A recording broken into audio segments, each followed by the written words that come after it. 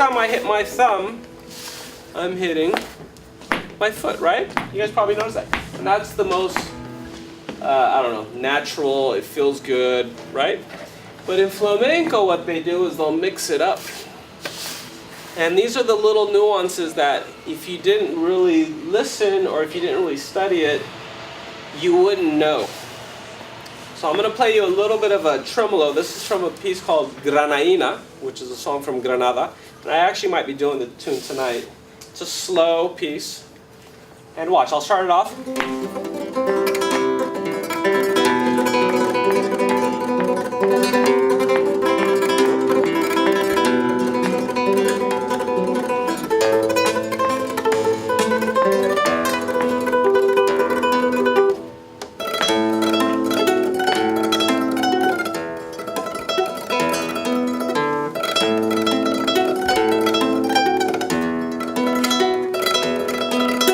When I went up here, I changed it. Now the downbeat was on the tremolo.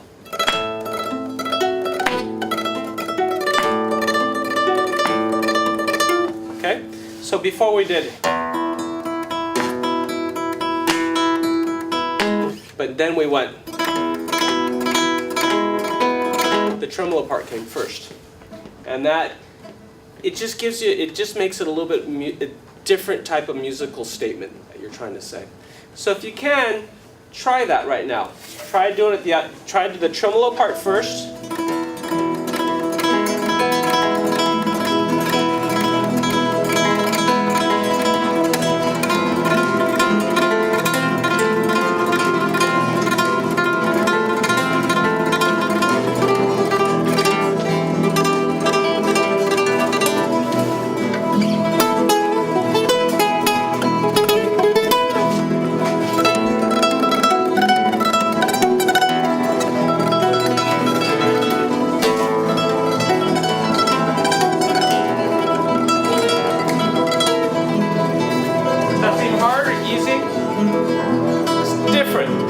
Different.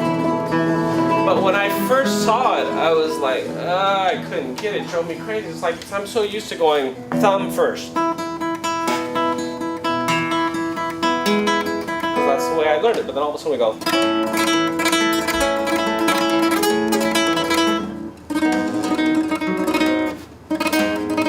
And yeah, it's kind of something to think about. Okay. So go ahead and think about those things when you're playing. If you're a classical player, it might be nice just to practice it. You know, I don't know when you're going to really use it in your thing. Now let's talk. So we did a little bit of arpeggios, right? And there's a lot of different arpeggios. And then we talked about tremolo. So now let's talk a little bit about rasgueado. Okay? Now there's a lot of different types of rasgueado. And for somebody to say this is the way you do it and that's the only way to do it is wrong. Okay? Because if you look at every major guitar player from the old timers to now, everybody had their own variation of a rasgueado. So I'm going to share with you guys the ones that I use the most and the ones that I've learned. And then I'm going to share with you that your professor and I learned together that I love it for practicing, but I'll never play it when I play live. I never do it when I play live. But it's a great rasgueado. But for reasons, I just don't use it. So rasgueado is to really strum, right? And you've all seen the flamenco guys. You know, everybody has these things, or this kind of thing, or this kind of thing, right? And that's a very important part of flamenco. You have to have it. If you're going to play flamenco, you have to have it. The cool thing about rasgueado is you could use it in a lot of classical pieces. Just off the top of my head, I think I'm not going to tune it down, but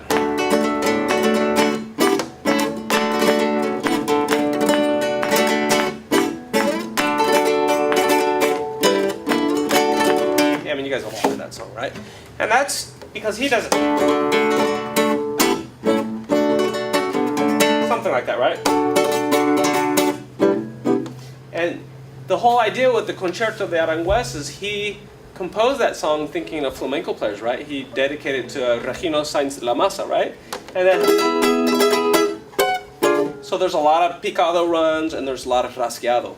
So let's look at the basic one that everybody looks at first. And all we're going to do is put our hand in the ball, and we're going to go out with our pinky, ring, middle, index. So if we put our hand here, we're going to do that.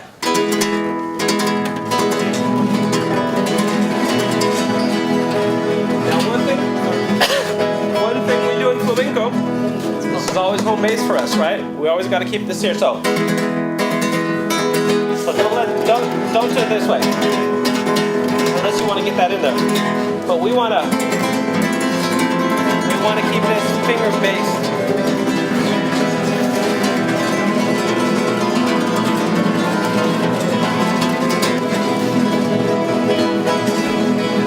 Now, some people will roll just maybe like this. It's kind of a roll. Kind of a rumble. Yeah. But some people, guitar players, will have very distinct, like a machine gun. Dot, dot, dot, dot, dot, dot, dot, and they'll go. Hear that? So it's a little bit more pronounced. You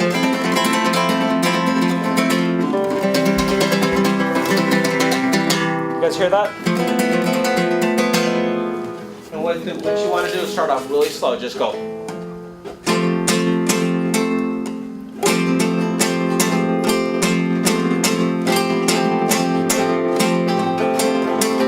Get it nice and clear. Let's see if we can do that. Just nice and clear. Yeah. Good.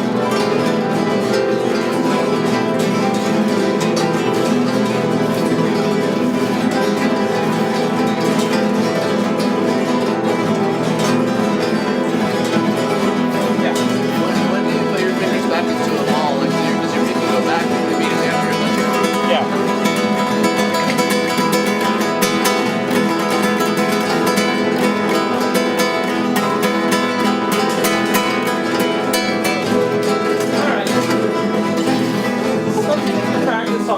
Now, she did something that was really interesting, was really cool.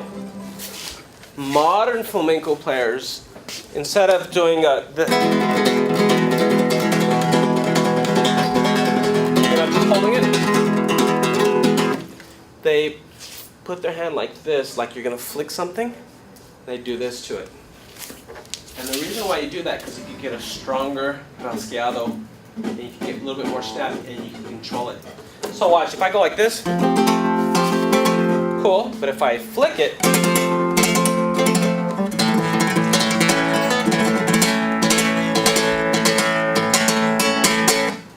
now we're flicking it out. So the modern guys, instead of starting with their pinky, they'll start with their ring finger, and they'll go. So it's a 16th note, right? 1 E and 1 E and if I start with my pinky, it's still 16 notes. 1 E and 1 E and 1 E and but I don't get the same sound. It's not quite as pronounced. So now, so what you're doing? Take your hand, put it together here, and what I do is I put my home base again. I put my thumb under that string, and I don't want to put it in the hole here. I want to put it a little bit further back, right? Because I want a little bit more brighter sound. And I'm gonna go. See what you see how that sound?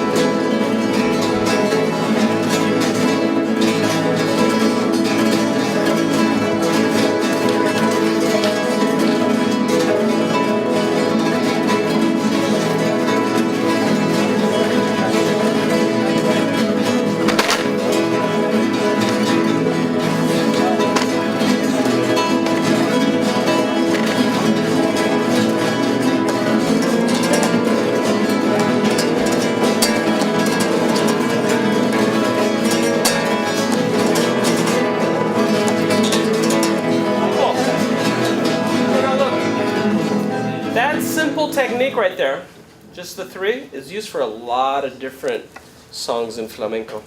One of them is the tangos.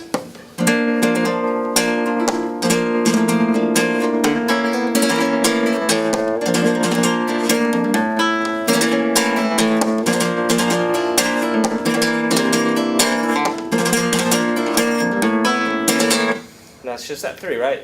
So.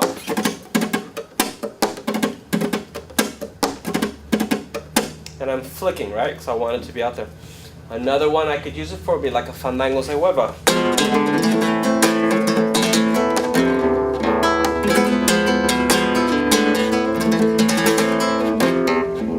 I got a little bit fancy with, but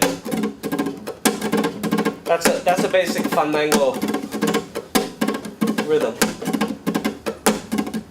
Okay, so we've looked at a rasgueado that starts with the pinky, right? We've looked at one that starts with the ring, but when I do the ring one, the first one's all down. The ring one is down, down, down, up, right? Down, down, down, up.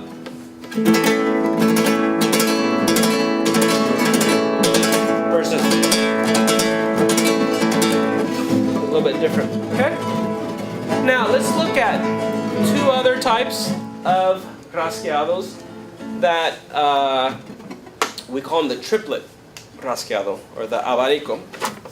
And basically what we're going to do, this one's a little bit tricky. It's tricky because you have to get the accent in the right place.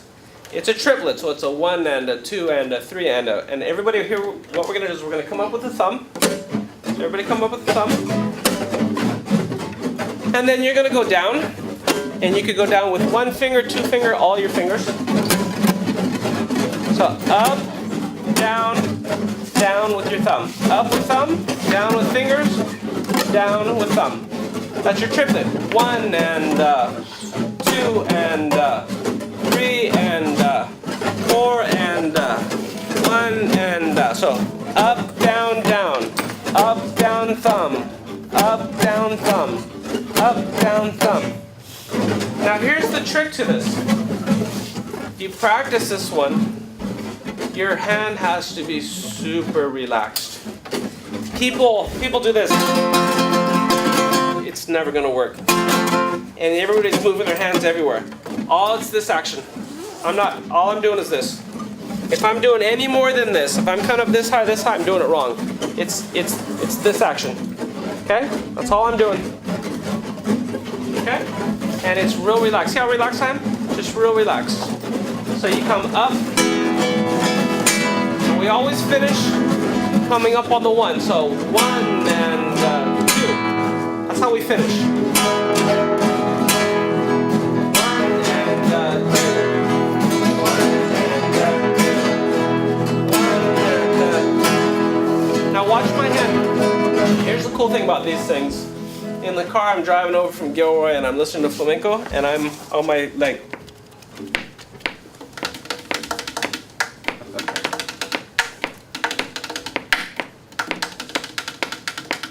You practice it anywhere.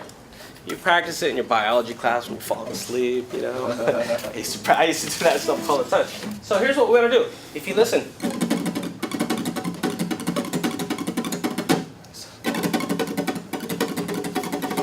But the mistake people make is you have to have the accent on the 1. Da da da da da da da.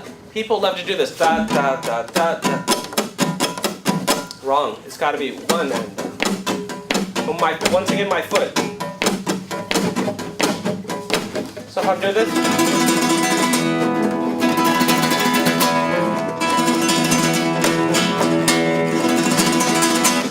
Right? The accent's on up. And start it slow. So when you're practicing this, start with 1.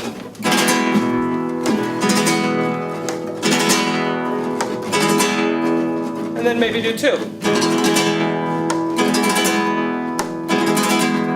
See what everybody wants to do. They want to run before they can walk. That's the biggest mistake. Slow, just really slow. Get it.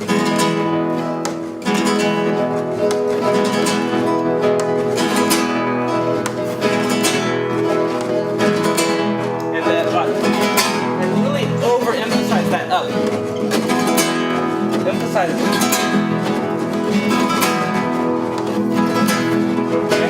And then eventually 3.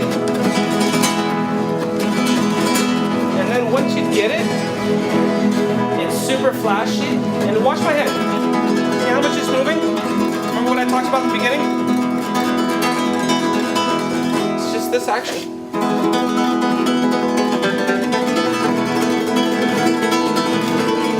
action right there. Really easy, nice and relaxed. Make it go a little bit louder.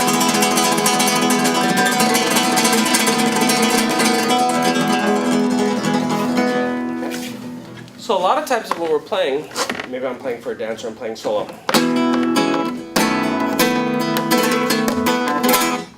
I just put it in there. Did you guys hear that?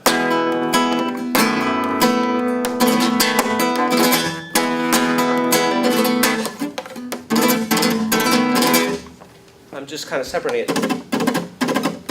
So you kind of disguise it. I mean, the most obvious one is when you do like...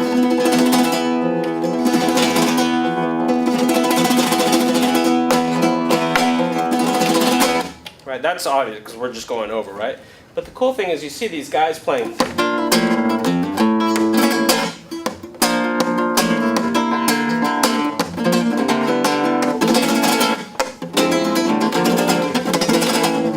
I threw a lot of it in there. So you could throw it everywhere in your playing. And once again, this is a rasgueado that you could probably fit in some places with classical. The other one, like this one, you could probably do it if you're playing something like leyenda. You know when it gets to the part, you know that part? You could use that one there too, right? It's nice. I was learning,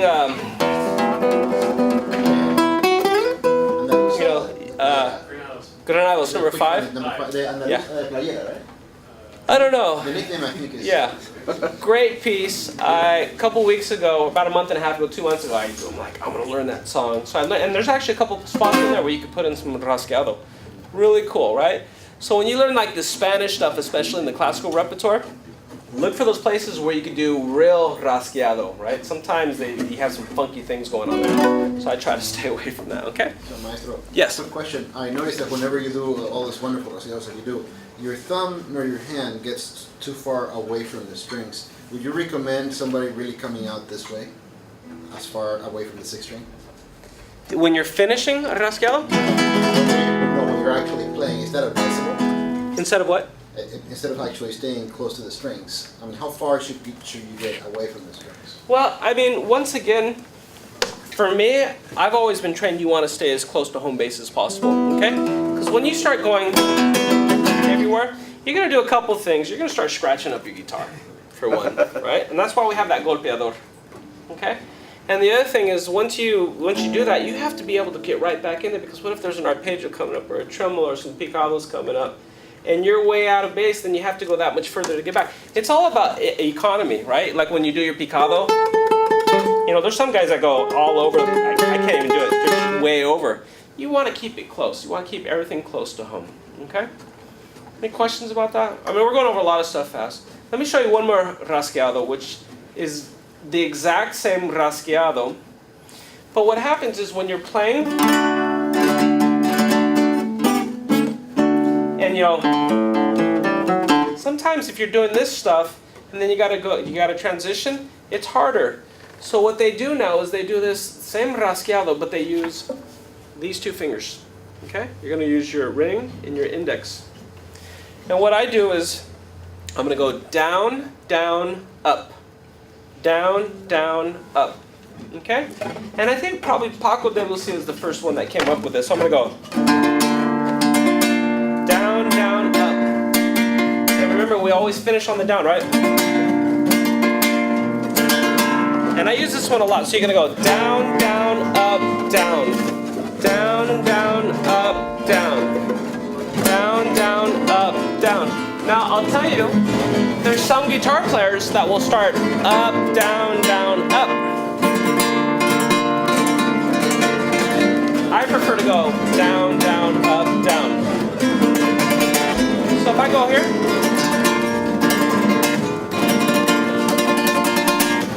put my hands right here. So if I'm playing here, if I'm doing this,